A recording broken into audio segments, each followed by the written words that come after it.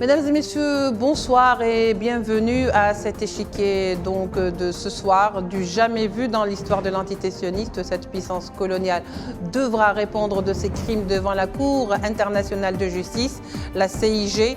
Le procès s'est ouvert aujourd'hui à La Haye. C'est la première fois, comme on le disait, de toute son histoire que l'entité sioniste est entraînée devant les tribunaux des cours de justice pour rendre compte des génocides commis, en l'occurrence celui perpétré à Gaza depuis le 7 octobre. Ce procès a été rendu possible grâce à l'initiative de l'Afrique du Sud, aux grandes dames de l'entité sioniste qui ne s'est pas habituée, il faut le dire, à être au box des accusés, mais plutôt à accuser le monde entier et les taxer d'antisémites chaque fois que des vérités sont dites à son propos. Bref, n'en déplaise au discours haineux, est-ce la fin aujourd'hui? La question qui se pose de l'entité sioniste. Nous allons y répondre à toutes ces questions dans un petit moment.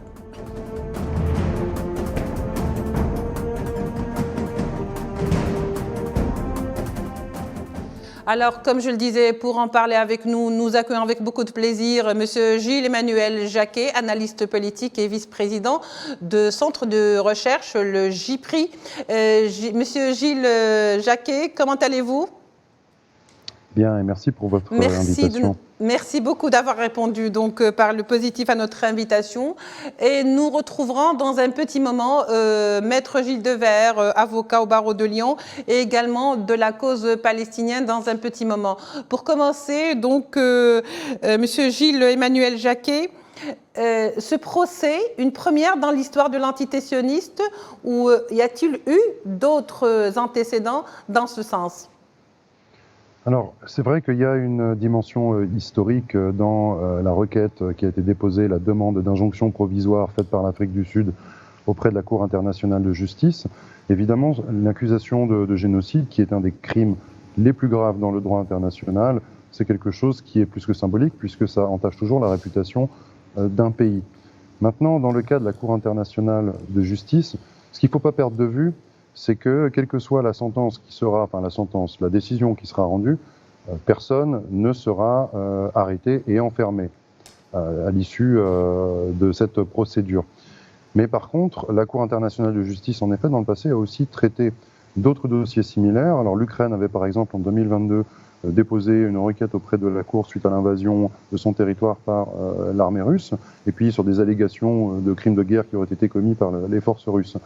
On a eu aussi également la Gambie, qui a en 2019 déposé aussi une demande auprès de la Cour internationale de justice contre la Birmanie au sujet des Rohingyas. Il y avait eu une injonction provisoire et la Birmanie avait dû s'y se soumettre. Et on avait eu aussi le cas finalement de la Bosnie-Herzégovine qui avait attaqué la Serbie auprès de la Cour internationale de justice, Serbie-Yougoslavie, sur la question du génocide de Srebrenica, et la Yougoslavie n'avait pas été reconnue coupable et responsable du génocide, mais elle avait été par contre jugée responsable dans le sens qu'elle aurait dû tout faire pour le prévenir. Voilà.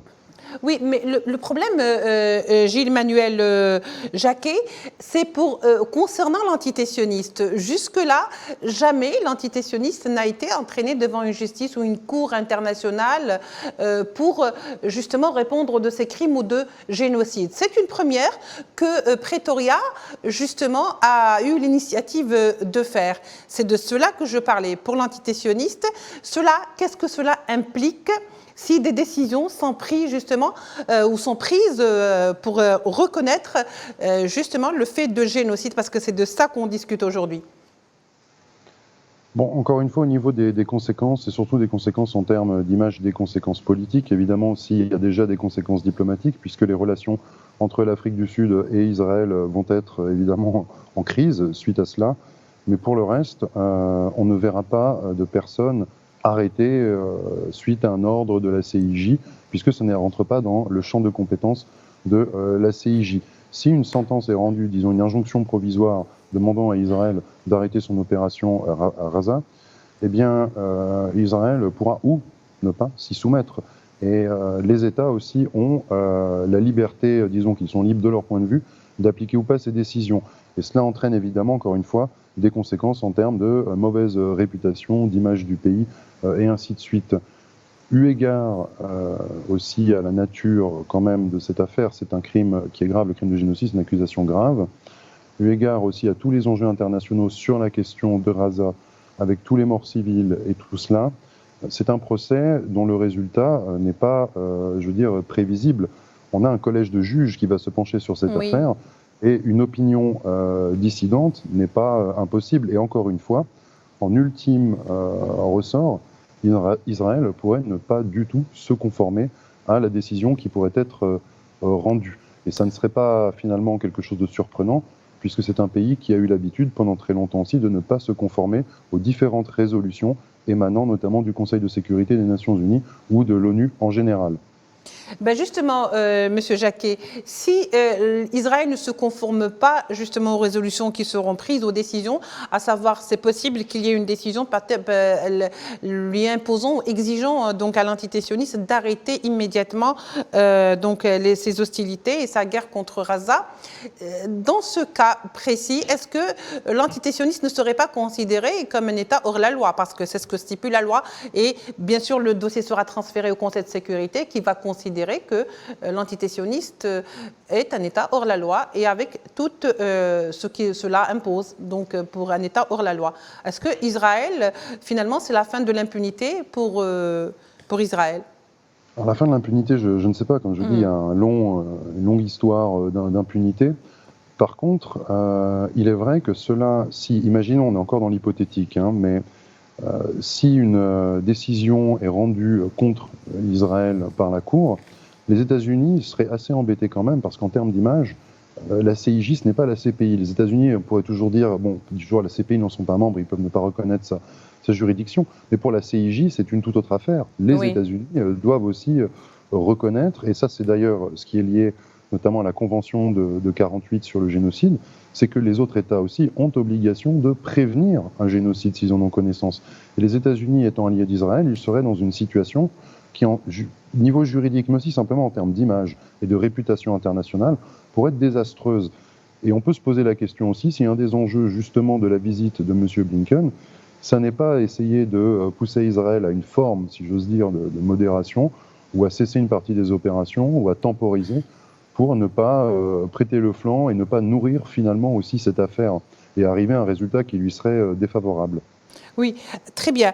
Alors, Pretoria a quand même déposé un dossier assez lourd, assez chargé, un dossier qui serait donc de à peu près 184 pages, me semble-t-il, si je ne me trompe, et a fait aujourd'hui un plaidoyer où il a été démontré par A plus B qu'effectivement, il y a eu génocide.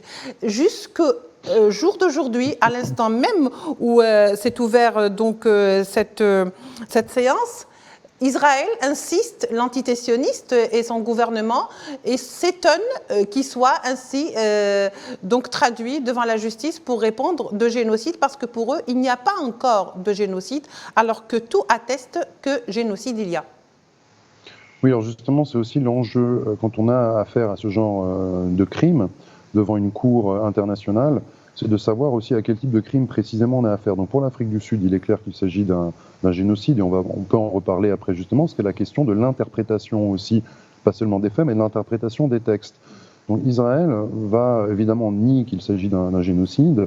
Leurs porte-parole divers et variés effectivement affirment qu'ils forcent surtout pas la restreinte, mais ce n'est pas le cas eu égard au nombre de morts civiles. À partir de là, quand on considère des faits, l'interprétation aussi peut amener, alors du point de vue israélien, je doute fort qu'Israël reconnaisse qu'elle commette ne serait-ce même que des crimes de guerre ou des crimes contre l'humanité à Gaza, et encore moins évidemment un génocide. Mais généralement dans ces affaires-là, vous avez des États qui pourraient essayer de dire non, qu'il s'agit non pas de crimes de génocide, mais de crimes de guerre ou de crimes contre l'humanité, pour essayer, si j'ose dire, d'amoindrir la gravité des faits, mais les deux autres types de crimes restent néanmoins quand même des faits extrêmement graves, des crimes extrêmement graves, pardon. Donc dans cette affaire-là aussi, il y a la notion d'interprétation qui va être importante, et un autre élément aussi constitutif du génocide, bon, pour parler de ces éléments constitutifs, s'il y a la notion d'intention. Alors Israël va évidemment nier qu'il y a une intention. Par contre, l'intention est un critère important, mais n'est pas le plus décisif, dans la mesure où, notamment si on eu égard à la taille de Gaza, de son territoire, de sa population, des dégâts qui sont commis, des morts qui sont commises, des destructions de différents édifices publics, religieux et autres, on pourrait effectivement se dire que même de manière non intentionnelle, le résultat de ces opérations pourrait déboucher sur un génocide. Donc Israël va essayer peut-être de discuter la question de l'intentionnalité, qui est certes un critère important, mais qui n'est pas finalement le plus décisif. On peut effectivement, ce qui a l'air étrange, commettre un génocide de manière non intentionnelle. Et puis, la chose aussi qui est importante à retenir par rapport à ce type de crime, c'est qu'il y ait intention ou pas, dans les faits, dans l'extermination d'une population, elle peut être partielle ou totale. Donc, il suffit simplement d'avoir effectivement des faits qui tendraient à prouver qu'il y ait une volonté ou qu'il y ait dans les résultats une extermination partielle pour qu'on puisse parler de génocide. Mais encore une fois, c'est un débat basé sur les interprétations, c'est un débat juridique qui, dans ce cas et dans beaucoup d'autres affaires, amène à des débats très tranchés. Très bien, Gilles-Emmanuel Jacquet. Nous accueillons à présent Gilles Devers, maître Gilles Devers, qui est avocat au barreau de Lyon.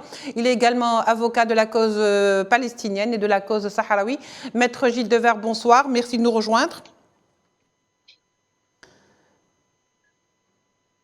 Est-ce que, Maître Gilles Devers, vous m'entendez?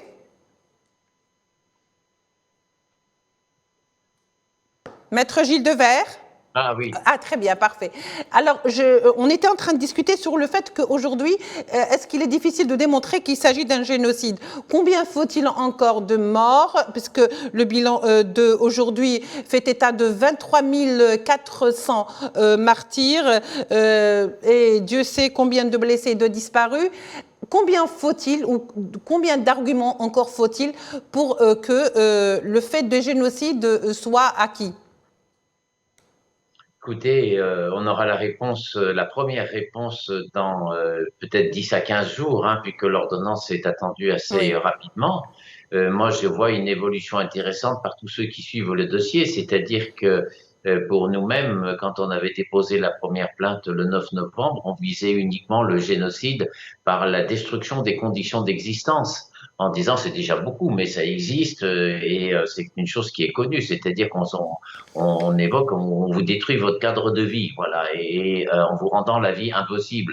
Et donc ça, c'est une qualification du génocide. Mais il y en avait deux autres qu'on avait un peu marginalisés parce qu'on n'avait pas les éléments. Mais le 9 novembre, on n'imaginait pas qu'on serait effectivement à 23 000 morts 2 mois plus tard. Et surtout que ça continue tous les jours et que, à côté de ces morts qui sont comptabilisés, il y a ceux qui sont sous les décombres et qu'on ne connaîtra sans doute jamais, en tout cas ça sera long. Et puis il y a tous ceux dont l'existence est remise en cause par la poursuite de cette agression, c'est-à-dire les blessés graves qui ne peuvent pas être soignés comme il faut et qui vont mourir prématurément, les malades qui avaient besoin de soins habituels dans les hôpitaux ou qui avaient besoin d'être opérés, qui ne peuvent pas l'être et qui vont mourir prématurément, et puis surtout les conséquences dramatiques générales de la famine, en particulier pour les jeunes enfants et pour les personnes âgées, pour les malades. Donc le nombre de morts, qu'est-ce que c'est que le mort d'une guerre? C'est une mort c'est une vie qui est abrégée du fait des conséquences. Donc le chiffre de 22 000, je dirais, on peut déjà l'oublier, il est très au-dessus. Et donc on passe sur la première qualification du génocide, qui est le génocide par élimination physique. Ils s'en rajoutent une autre qui était prévue par les textes également et que nous ne pouvions pas imaginer à l'époque parce qu'on n'imaginait pas cette violence de l'État.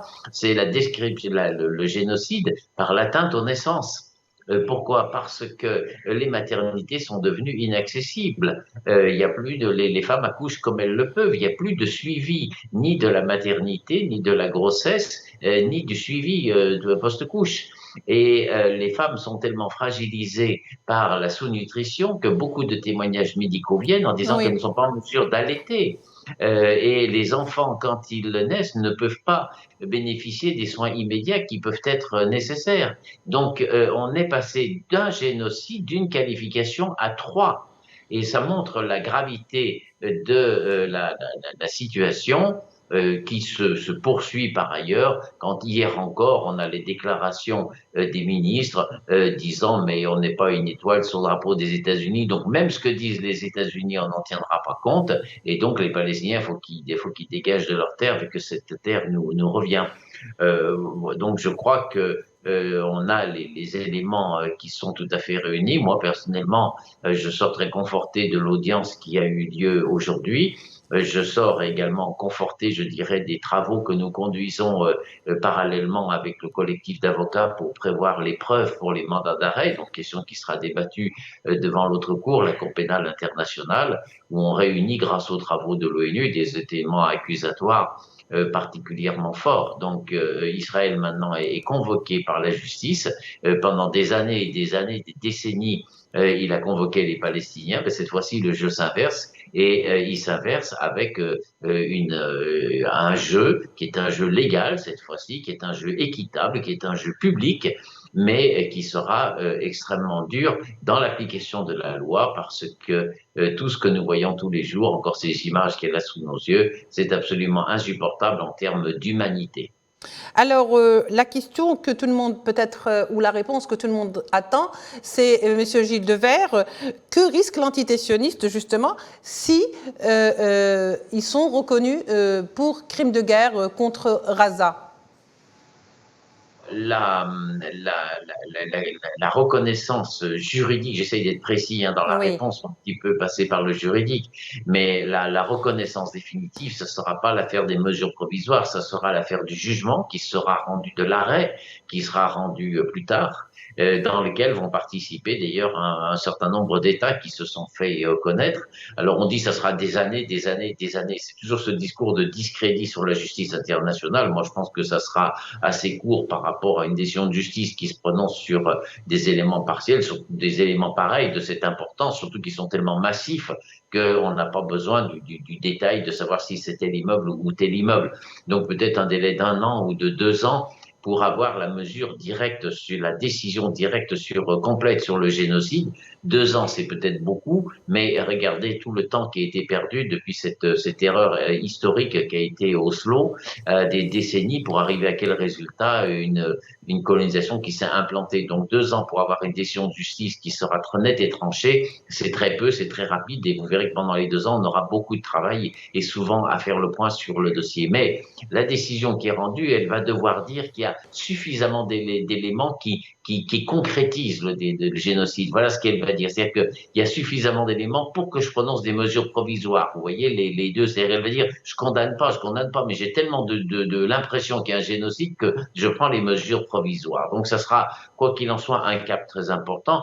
Moi, je vois trois conséquences. La première, c'est que ça sera pour le peuple palestinien ce qu'il attend depuis si longtemps, c'est-à-dire une première victoire en justice. Oui. Et ça, c'est compte énormément. C'est-à-dire qu'on a besoin de choses concrètes. Il y aura une condamnation en justice, ça sera une grande victoire du peuple palestinien qui souffre tellement, qui est mis dans une situation abominable, mais qui, avec ses amis, arrive à obtenir des résultats du premier intérêt. Le deuxième, eh bien, ça sera pour Israël même, qui va devoir assumer politiquement, diplomatiquement et moralement cette charge qui sera celle de dire vous êtes en train de commettre un génocide à tel point que je vous demande d'arrêter la guerre et de laisser enfin passer les secours et l'aide humanitaire. Et donc tous ceux qui sont des soutiens naturels à Israël et qui nous disaient il y a encore 2 mois mais comment vous faites une plainte pour génocide, mais Israël fait un génocide, c'est antinomique, ça peut pas exister. Voilà, il va falloir que assumer cela, même si militairement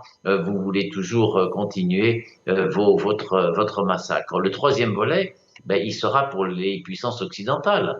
Et les États-Unis d'une part, évidemment, mais surtout les pays européens. Pourquoi? Parce que choisissez vos alliés. Et si vos alliés commettent un génocide, vous devenez complice de ce génocide. Donc on aura, nous, des recours juridiques très efficaces à faire en droit européen. Avec les États-Unis, on travaille avec nos amis qui sont avocats aux États-Unis, mais ils ont un système juridique un peu compliqué, un peu spécial, vu qu'il y a une Cour suprême avec des nominations bizarres, bizarres, elles ont été choisies par Trump. Donc c'est un organe judiciaire quand même faible, qui est pas trop crédible pour dire ce qui est. Donc ils essayent de faire avec, voilà. Mais nous avons des juridictions très efficaces en droit européen, des législations, et on va démarrer les procédures contre la France et contre l'Allemagne surtout, qui vend des armes, parce que vous pouvez pas vendre des armes à un génocidaire. Donc aujourd'hui, je le dis, mais ça m'est difficile de faire une procédure. Alors que quand il y aura l'arrêt, je pourrais faire la procédure. Oui. Et ça sera à l'Allemagne d'arrêter elle-même les exportations si elle veut pas être condamnée. Enfin, le dernier, 4e point, il sera pour tout le monde. pour Voilà. tout le monde. Évidemment, puissance occidentale en particulier, c'est la qualification de la résistance armée. Parce que pour le moment, et le point de vue en France, alors il est sur ce plan-là à 100%, c'est vous ne pouvez rien dire parce que Hamas et djihad islamique, c'est terrorisme, point terminé. Voilà, il n'y a rien de ça. Ok, d'accord, ben vous avez le pouvoir, vous pouvez le dire. Maintenant, quand la Cour aura dit que c'est un génocide qui est en cours, premièrement, et que deuxièmement, personne ne peut nier qu'un peuple qui est soumis à une occupation militaire a le droit à la résistance. C'est l'histoire de tous les pays, tous les pays, l'Algérie en premier, mais C'est la ce que France disait également également. Frantz Fanon. Absolument. Et la France l'avait vécu également. Et la France a été elle-même puissance militaire occupante en Allemagne, mais elle n'a rien spolié. Elle est repartie tout de suite. Donc l'occupation militaire qui cherche à capter le territoire, elle justifie la résistance armée, c'est établi. Et Oui. la question qui se pose, ça sera quelle est cette résistance armée face à un État génocidaire? Oui. C'est-à-dire que, est-ce que face à un État génocidaire, on fait des tracts et puis une jolie conférence dans un hôtel Sheraton pour dire ça y est, on a avancé? Donc Oui. moi, j'attends de voir comment on va pouvoir continuer de qualifier cette résistance armée de purement terroriste et qu'il n'y a rien d'autre à en faire, quand la partie adverse, elle fait un terrorisme d'État au point de vue Merci. que c'est le crime le plus grave qui est celui du génocide. Merci beaucoup, Maître Gilles Devers, pour toutes ces explications. Il ne nous reste pas beaucoup de temps. Gilles Jacquet, justement, comme il ne nous reste pas beaucoup de temps, j'aimerais savoir aujourd'hui quel espoir faut-il porter justement à ces audiences de l'entité sioniste qui est donc accusée de crimes contre l'humanité et de génocide. Est-ce qu'il y a des attentes? Est-ce qu'on doit faire confiance à la CIG? Alors, encore une fois, faire confiance à la Cour internationale de justice, attendre un jugement, en tout cas une injonction provisoire et puis ensuite une sentence, c'est quelque chose sur laquelle il est très dur de se prononcer. Par contre, déjà au niveau, encore une fois, symbolique, politique, diplomatique, cette fois-ci, on a quand même un État, et pas le moindre, l'Afrique du Sud, qui a porté cette affaire devant une instance internationale. C'est déjà quelque chose qui est une reconnaissance, puisque depuis, on entendait le terme de génocide sur la situation à Raza, utilisé depuis un moment. Mais pour beaucoup, beaucoup pourraient toujours dire, oui, mais ce sont juste des crimes de guerre ou des crimes contre l'humanité, ou essayer d'amoindrir cela. Là, on est à un niveau où on reconnaît qu'il y a potentiellement peut-être un génocide. Et si des injonctions de mesures provisoires et une sentence est rendue en ce sens, il y aura pas seulement une sentence extrêmement symbolique, forte, par contre, qui posera la question de est-ce que Israël respectera ou pas cette décision, mais on aura aussi, et ça il faut bien le comprendre, un cas qui aura une force juridique assez intéressante, puisque tout ce qui s'est passé à Gaza, eh bien, aura servi de base à cette décision et pourra être utilisé aussi dans d'autres affaires similaires. Donc ça aura un poids juridique important. De jurisprudence, oui. Voilà, exactement. Oui, merci beaucoup Gilles Emmanuel Jacquet. Je rappelle que vous êtes analyste politique et vice-président du centre de recherche le JPRI à Genève. Merci d'avoir été avec nous. Merci également à Maître Gilles Devers, avocat au barreau de Lyon, de la cause sahraoui et bien sûr avocat du Front Polisario. Merci messieurs d'être avec nous. On se retrouve demain pour un nouveau numéro de l'échiquier international qui va continuer justement sur ce procès de la Cour internationale de justice. Au revoir.